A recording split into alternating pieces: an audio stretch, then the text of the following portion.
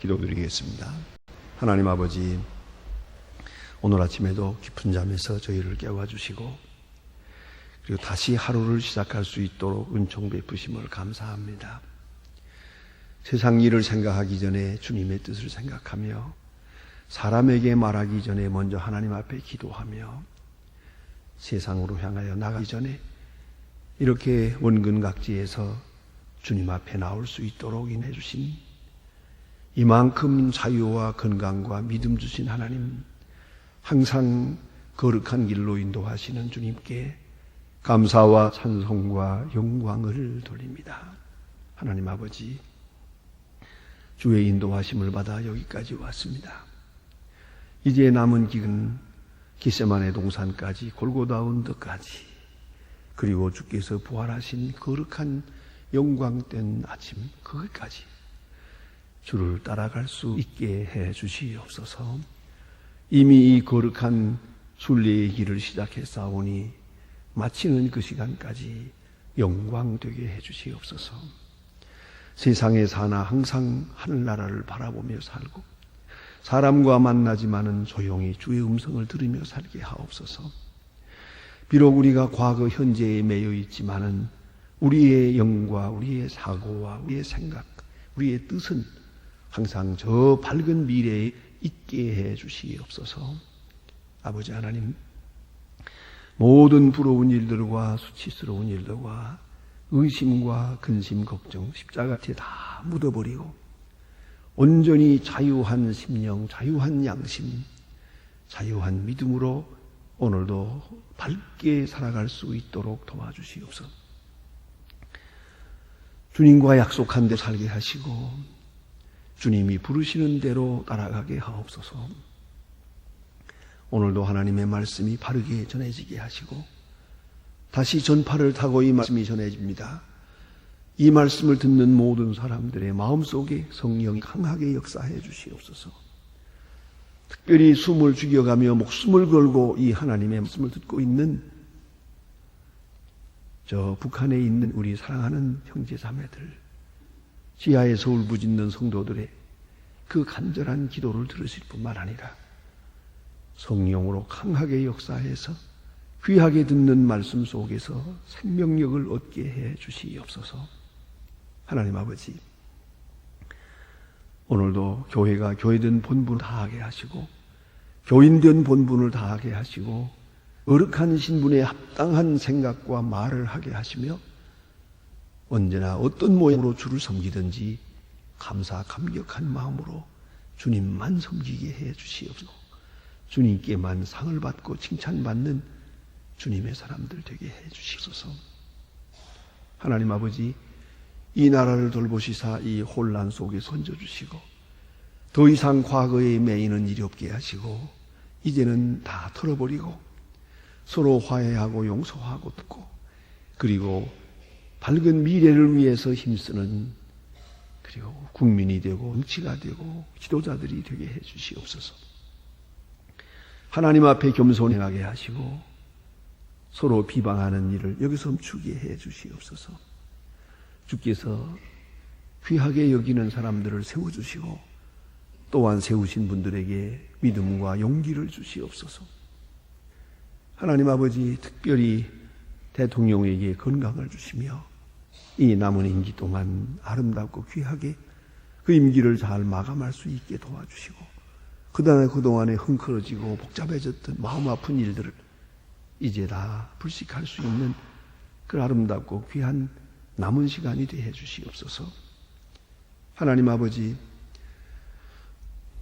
저 북녘 땅에도 은총을 주시사 이제 조금씩 문이 열리고 있사온데 활짝 열어주시기를 바라며 무너진 재단을 다시 쌓으며 그리고 모두 자유할 수 있는 은혜의 아침을 주시옵소서. 우리에게 맡기신 귀한 일들 능히 잘 감당하게 도와주시옵시고 과학기술대학 그리고 고아들을 돌아보는 일 주의 은혜 가운데 끝까지 성실하게 아름답게 이루어서 하나님께는 영광이 되고 또한 저 억압당한 우리 형제들에게 참 소망이 되게 하여 주시옵소서. 오늘도 해외에 있든지 여행 중에 있든지 군문에 나가 있는 젊은이들, 공부하는 자녀들, 수험생들, 유학 중에 있는 학생들 하나하나 다 눈자와 같이 지켜주시며 잠시도 사특한 세상 유혹에 빠지지 않고 혹 게을러지지 않게 하시고 믿음의 초점이 흐려지지 않도록 늘 지켜주시옵소서. 하나님 아버지, 병중에 있는 분들과 슬픔을 당한 가정 하나하나 돌보시고 큰 위로를 베푸시옵소서. 이날 주와 동행하며 주의 은혜 안에 주를 찬양하고 주의 상을 확인하면서 감사하는 귀한 아침 또 찬송하는 귀한 저녁이 되게 해 주시옵소서. 예수님의 이름으로 기도합니다. 아멘. 하나님의 말씀은 계속해서 우리 누가복음 9장 이제 보게 됩니다. 누가복음 9장 49절 귀한 말씀을 함께 보도록 하겠습니다.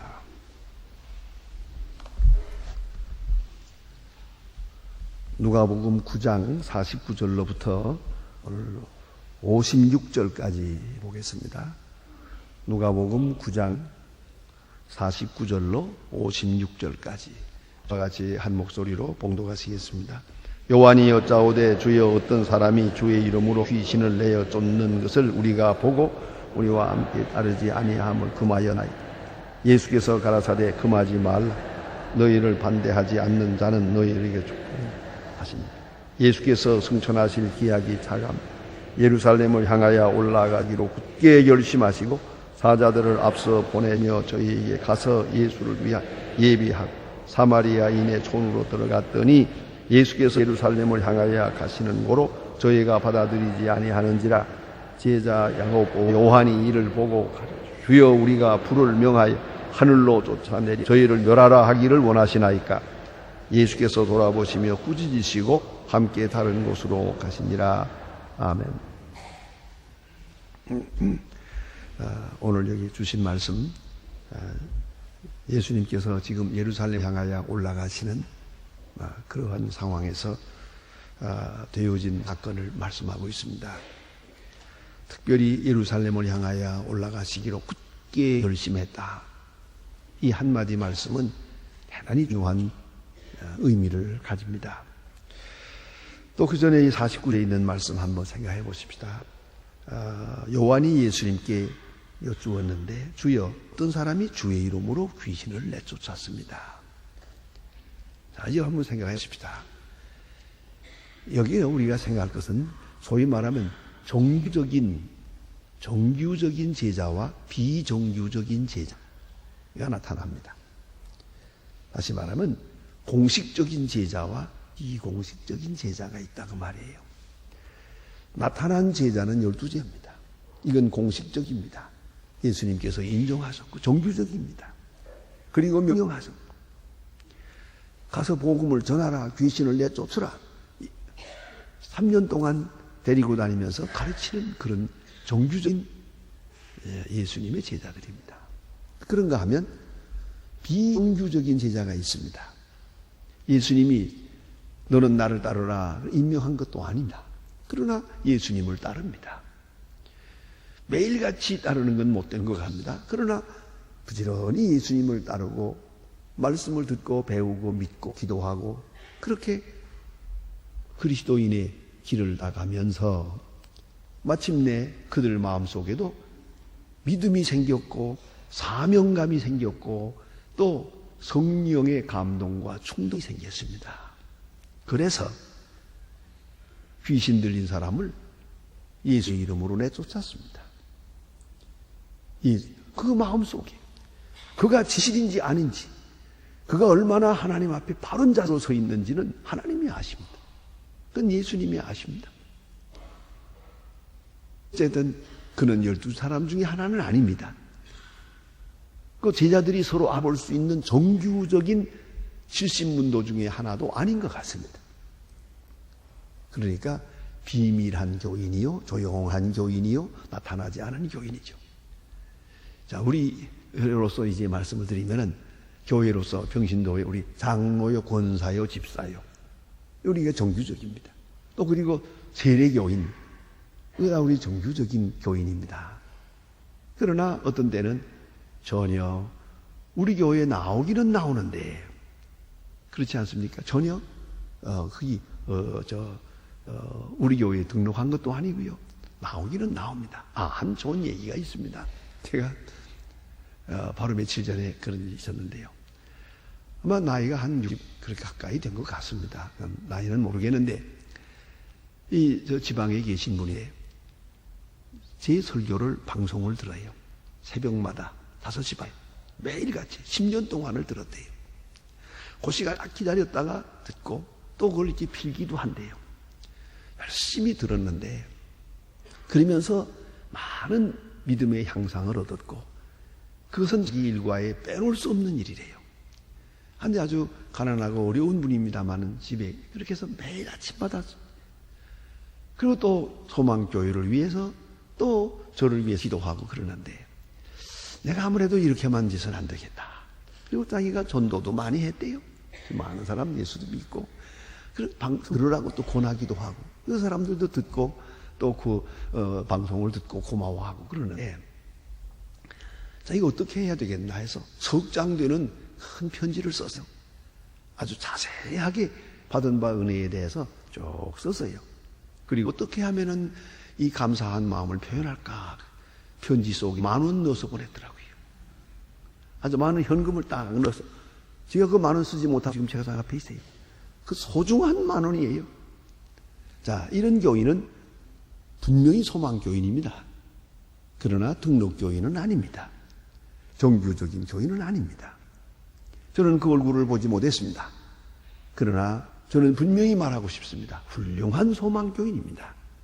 바로 그와 같이 예수님의 제자들 가운데 이건 정규적인 교인이 제자들이 있는가 하면 숨은 교인들이 많아요. 조용히 와서 말씀을 듣고 조용히 와서 중생하고 돌아가서 말씀대로 하나요. 그러다 보니까 능력도 나타나요. 예수의 이름으로 귀신도 내쫓았어요. 그럴 거 아닙니까? 중국에 지금은 확 자유로워졌습니다만은 처음 열렸을 때 아직도 지하 교회가 있고 몰래 지하에서 예배 보고 그럴 때입니다. 그래서 어느 분을 만났을 때 제게 아주 엉뚱한 질문하는 분이 계세요. 저희는 목사님의 설교 방송을 통해서 새벽마다 듣고 있습니다. 그래서 믿음을 얻었고 이만큼 신앙생활을 하게 되었습니다. 그리고 제가 갔다는 말을 듣고 그죠? 어느 시간에 모여들었는지 그냥 우르르 모여들더라고요. 한 방에 가득히 한 30명 모여 앉아서 예배를 보는 그중 하나 예배 끝난 다음에 질문을 많이 해요. 그동안에 생각했던 것을 질문을 많이 하는데 그 질문 중에 하나가 뭐냐면 저는 세례도 못 받았습니다. 저는 아직도 신앙이 예수가 뭔지 사실 확실히 잘 모릅니다. 그런데 제가 기도했더니 병자가 나았거든요. 그거 죄 아닌가요? 그래. 그러더라고요. 저는 세례도 못 받는 사람이 병자를 위해서 기도하는 거 잘못되지 않았습니까? 그러더라고요. 아니요. 절대로 잘못된 게 아닙니다. 그렇게 얘기를 했더니 괜히 고마워하더라고요. 여러분 생각해 보세요. 우리는 이렇게 나타난 형식적인 종교적인 교인만을 교인이라고 생각하기 쉬워요. 그렇지 않습니다. 비밀한 교인이 많습니다. 지금 중국에는 더욱 그렇습니다. 공산당원입니다. 이 교회에 나오지 못합니다. 퇴당할 때까지는 그 탈당을 퇴당이라 그래요. 퇴당할 때까지는 교회 출석은 못합니다. 그러나 마음적으로 그 교인입니다. 어떤 분은 그런 얘기를 해요. 저는 공산당원이기 때문에 교회를 못 나갑니다. 그러나 저는 분명히 기독교인입니다. 그러면서 밤에 전화 거는 분도 있고 인사하는 분도 있습니다. 중국에 가보면. 자, 이런 니고데모 같은 숨은 교인이 있거든요. 니고데모도 예수님께 나오긴 했지만 전혀 숨겨진 그런 비밀한 진실한 교인이 있다는 것을 알아야 합니다. 근데 오늘 여기 요한은 어떤 사람이 주의 이름으로 귀신 내쫓았는지 못마땅해서 내가 하지 말라고 금했습니다. 그래, 예수님 말씀이 우리를 보고 우리와 함께 따르지 아니 함으로 금하였나이다. 예수께서 가라사대 금하지 말라. 너희를 반대하지 않는 자는 너희를 위하는 자니라. 반대하지 않는 자. 그런 말로 말하면 정규적 교인이 아니라고 해서 그걸 교인 아닌 것으로 생각하지 마라.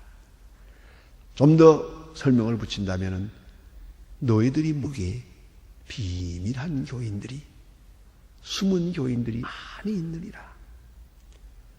너희 눈에 나타나지 않았지만 진실한 교인, 능력 있는 교인들이 얼마든지 많이 있느니라. 그런 말씀인 줄 압니다. 자, 그 다음에 오늘 보니까 예수님께서 예루살렘으로 올라가시고 굳게 결심했다. 그런데 여기 예루살렘으로 올라가시기로 굳게 결심했다 하는 이 말, 굳게 결심이란 말은 헬라 원문대로는 프로소폰, 그리고 에스페리센이라고 하는 말입니다. 이 프로소폰이라는 말은 글자 그대로는 얼굴이라는 말입니다. 그리고 여기 에스테리센이라고 하는 말은 굳게 하다, 굳어졌다 하는 말입니다. 여기 보니까 올라가시기로 굳게 결심하시고 했는데 헬라 원문을 직역한다면 얼굴을 굳게 하고 그런 뜻입니다. 예루살렘을 향하여 바라보면서 얼굴을 굳게 해서요. 그 모습을 우리 번역에는 굳게 결심하시고 그랬습니다. 여기서 새로운 결단의 시간이 이루어집니다. 여기서부터 출발합니다. 예수님의 십자가는 결코 우연한 것이 아니고, 그리고 하나의 의외적 사건이 아니라는 겁니다. 여기서부터 생각해야 합니다. 이 점이 신학적으로 매우 중요합니다.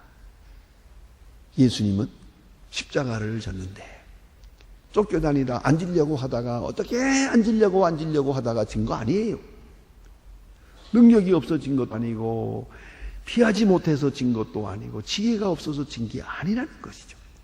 다시 말하면 예수님의 십자가는 의도적이고 섭리적이고 계획적이고 자원적이고 자발적이라는 거예요.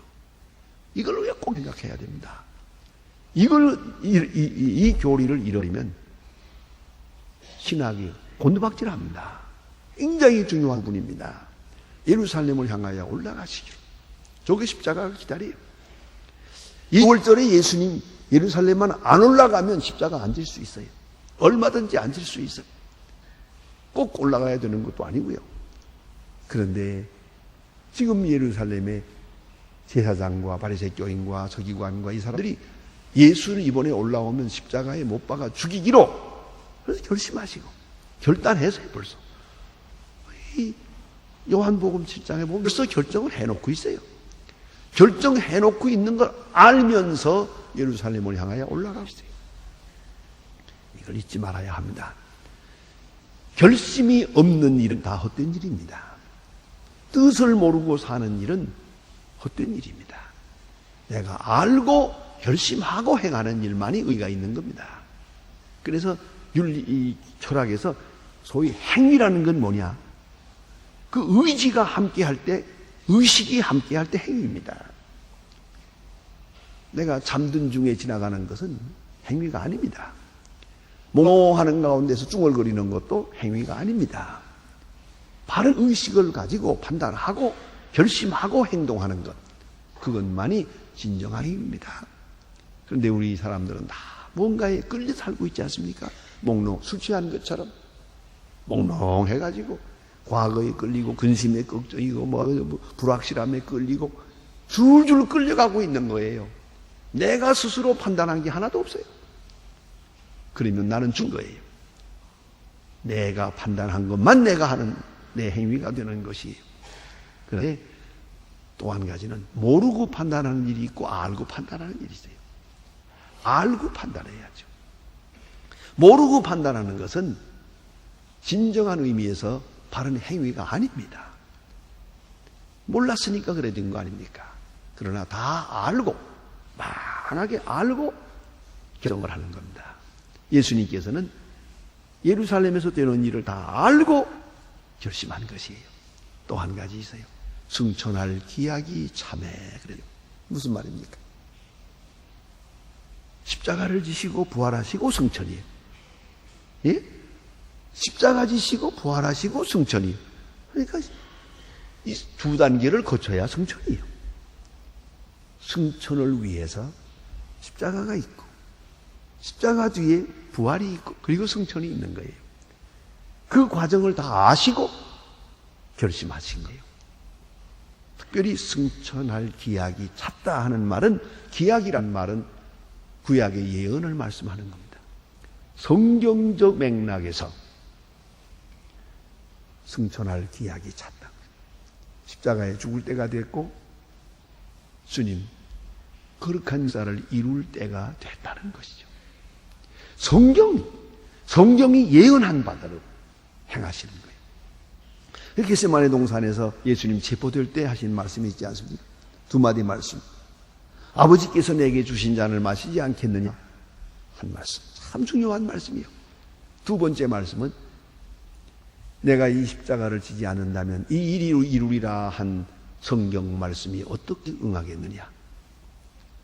예언한 성경 말씀, 그 귀한 수천 년 동안 예언한 말씀을 마음에 두고 그 예언의 성취, 그 예언의 성취 속에 내가 있다는 것을 알고 그 시간 말하는 거예요. 기약이 차감해. 그 하나님의 말씀, 예언과 성취, 그 맥락 속에서 내가 해야 될 본 일을 내가 하는 거예요. 그것이 예수님의 결심이었어요. 성경 예언을 따라 그 성취의 기한을 따라서 예수님은 십자가를 지시는 겁니다. 지시기로 결심하고 올라가는 겁니다. 이제 저는 피하지 않습니다. 정면 충돌합니다. 정면 돌파했습니다. 그래서 늘 말하는 거 아닙니까?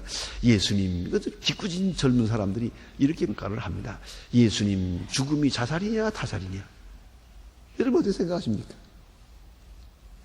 생각하면 예수님은 나 죽여라 그러고 올라간 거예요. 죽일 거 뻔히 알면서. 자, 그거로 여러분 생각해야 합니다. 참으로 훌륭한 사람들의 죽음은 다 선택적 죽음이에요. 안 죽으려고 바닥바닥 죽는 게 아니에요. 죽음의 길 일부러 선택해서 가는 거예요. 예수님 오실 줄 알고 예루살렘에 데려지는 일을 다 알고 가십니다.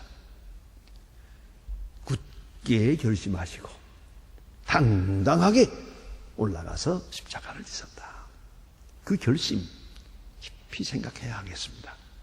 이런 결심으로 지금 올라가는데 여기 또 오해가 있어요.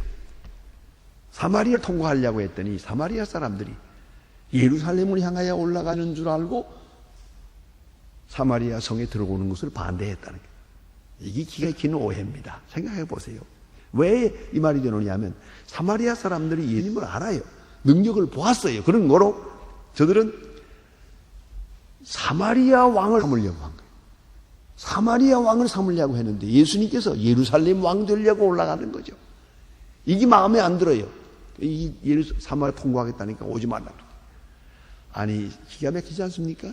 예수님은 예루살렘에 올라가서 십자가 지려고 올라가는데 왕이 되려고 올라가는 줄로 착각을 하고 이게 마음에 안 든다고 사마리아 도성에 못 들어오게 한다. 이 얼마나 기가 막힌 오해입니까? 뭐 저 같으면 좀 한마디 설명 좀 하고 싶습니다. 그렇게 오해들 하지 말라고. 그게 아니고 지금 십자가 지러 가노라. 그럴 것 같은데 말씀 없어요. 예수님은 오해에 대해서 설명을 그거 어떡하겠어요? 그 긴긴 말로 설명할 것도 없어요. 자, 얼마나 화가 났던지 장관. 왜냐하면 이게 예수님께서 이적을 많이 행하신 경험이 있거든요. 그런데 이 모양으로 예수님을 박대하기 때문에 야고보 요한이 참 우리 같은 소리를 합니다. 주여, 우리가 불을 명하여 하늘로부터 쫓아 멸하라. 명하시기를 원하나이까? 유황불을 내가지고 그냥 진멸해 버릴까요? 자, 화가 단단히 났어요. 그런데 예수님 하시는 말씀 돌아보시며 꾸짖었어요. 꾸짖었. 얼마나 중요합니까? 꾸짖었다는 거예요. 여기서 깊이 생각해야 합니다. 예. 어떤 사본에는 이렇게 되어 있어요. 여기 밑에 노트에 보면 그런 말이 있지 않습니까? 가라사대 무슨 정신으로 말하는지는 모르는구나. 인자는 사람의 생명을 멸하려 온 것이 아니요 구하려 함이로라. 예. 정신없는 소리 하지 마라. 내가 멸하려 온 것이 아니고 구하러 왔노라. 그렇게 기록된 사본도 있다고 합니다. 그렇습니다. 꾸짖으시고 다른 촌으로 가시니라. 그 엄청난 오해에 대해서 예수님 설명하지 않았어요. 또 거룩한 길을 이런 일로 인해서 지체하고 싶지 않았던 것 같아요. 그래서 그냥 어연하게 예루살렘을 향하여 다시 다른 길로 올라가고 계십니다. 예루살렘을 향하여 올라가시로 굳게 결심하시는 그런 모습을 다시 한번 우리 마음에 새기며 그 뒤를 따르는 우리의 모습이 어떠해야 하겠는가를 또 한번 생각해야 할 것입니다. 기도하십시다.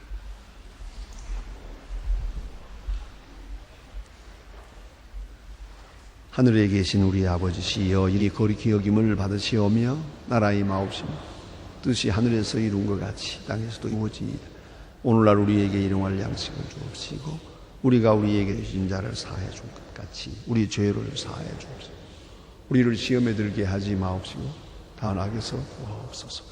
내게 나라와 권세와 영광이 아버지 영원히 있사옵나이다. 아멘.